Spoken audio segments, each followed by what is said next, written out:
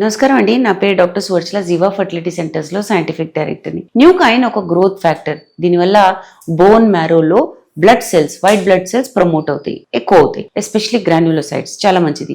ఫర్టిలిటీలో దీని రోలే యూనిక్ ఉంది. దీనివల్ల ఎండోమెట్రియల్ రిసెప్టివిటీ పెరగడము, ఎంబ్రియో అక్కడ చేరినప్పుడు గర్భసంచిలో ఇంప్లాంటేషన్ ఛాన్స్ పెరగడం, ప్రెగ్నెన్సీ ఛాన్స్ పెరగడం జరుగుతుంది. సో ఎలా అనేది చూద్దాం. 3 ముఖ్యమైన రీజన్స్. ఎండోమెట్రియల్ థిక్నెస్ పెరుగుతుంది. థిన్ ఎండోమెట్రియం ఉన్న వాళ్ళలో ఎండోమెట్రియల్ రిసెప్టివిటీ బాగుంటుంది, గ్రోత్ ఉంటుంది, ఎంబ్రియో చేరంగానే అతికే ఛాన్సెస్ ఎక్కువ ఉంటే ఇమ్యూన్ రెస్పాన్స్ కూడా బాగుంటుంది. అంటే యూట్రస్ లో, గర్భసంచిలో వాతావరణం రెస్పాన్స్ బాగుండి ఎంబ్రియో అక్కడ చేరినప్పుడు ఇన్ఫెక్షన్ అనకుండా తోసేయకుండా ఎంబ్రియో అని రికగ్నైజ్ చేసి దాన్ని అతకడం అనేది జరుగుతుంది. దీనివల్ల ఇంప్లాంటేషన్ సిగ్నల్స్ కూడా పెరుగుతాయి. న్యూకైన్ వల్ల సైటోకైన్స్, ఎడిషన్ మాలిక్యూల్స్ ఎక్స్ప్రెషన్ కూడా పెరుగుతుంది. ఇవి సిగ్నల్స్ అనుకోండి. దీనివల్ల ఎంబ్రియో ఇవి ఎక్కడ ఉన్నాయో చూసుకుంటూ వెళ్ళి అతకడం జరుగుతుంది. ఎవరికి ఇస్తామంటే రిపీటెడ్ ఇంప్లాంటేషన్ ఫెయిలియర్ వాళ్ళకి, థిన్ ఎండోమెట్రియం వాళ్ళకి, మిస్క్యారేజెస్ ఎక్కువ అవుతున్నాయి, పూర్ రెస్పాండర్స్, ఐవీఎఫ్ ఫెయిలియర్స్ ఎందుకు అవుతున్నాయో తెలియదు అనుకున్న వాళ్ళకి ఇది ఇస్తాము. ఇంట్రా యూట్రైన్ ఇన్ఫ్యూజన్ అంటే యూట్రస్ గర్భసంచిలోకి ఇవ్వడం,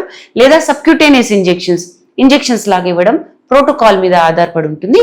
దాన్ని బట్టి మనం ఇచ్చుకుంటే సక్సెస్ రేట్ బాగుంటుంది. దీని గురించి ఇంకా వివరాల కోసం తప్పకుండా జీవా ఫర్టిలిటీ సెంటర్స్ కి విచ్చేయండి. Thank you.